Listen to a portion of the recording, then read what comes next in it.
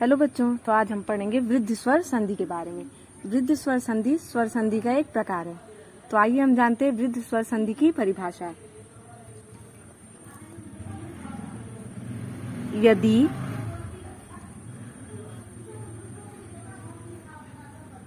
यदि अ आ के साथ ए और ए का संधि हो तो उसका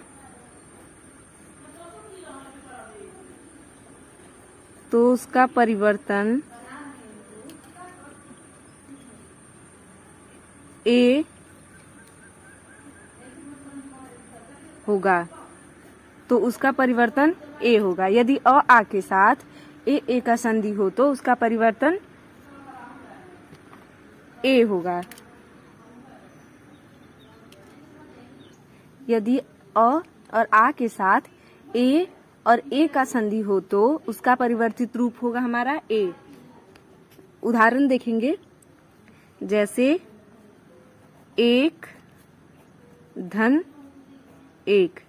तो हमारे प्रथम शब्द का अंतिम वर्ण और द्वितीय शब्द का प्रथम वर्ण क्या है? प्रथम शब्द का अंतिम वर्ण है अ और द्वितीय शब्द का प्रथम वर्ण है ए। तो इनसे मिलके हुआ एक। हमारा दूसरा है, यदि अ या आ के साथ ओ और अ का संधि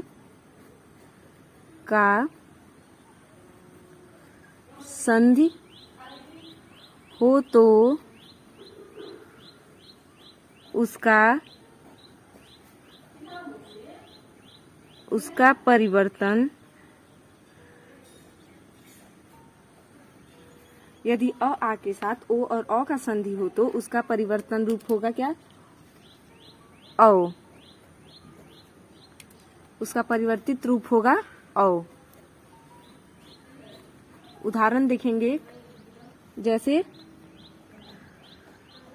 परम धन ओजस्वी। तो हमारे जो प्रथम शब्द का अंतिम वर्ण है वो है अ और हमारे द्वितीय शब्द का प्रथम वर्ण है ओ। तो अगर अ और ओ का संधि होता है तो हमारा जो परिवर्तित रूप होता है वो होता है अ। तो यहाँ जो शब्द बनेगा वो होगा परमोजस्वी। तो वृद्ध स्वर संधि हम उसे कहते हैं जब यदि अ और आ के साथ ए का संधि हो तो उसका परिवर्तित रूप ए होगा। जैसे देखेंगे 1 धन 1। तो हमारे प्रथम शब्द का अंतिम वर्ण है अ और द्वितीय शब्द का प्रथम वर्ण है ए। तो इसका जो परिवर्तित रूप होगा वो होगा ए में। तो जो हमारा शब्द बना है वो होगा एक। दूसरा, यदि अ आ के साथ ओ और औ की संधि हो तो उसका परिवर्तित रूप होगा औ। जैसे परम धन ओजस्वी, परमोजस्वी। तो ये हो गया हमारा वृद्ध स्वर संधि की परिभाषा।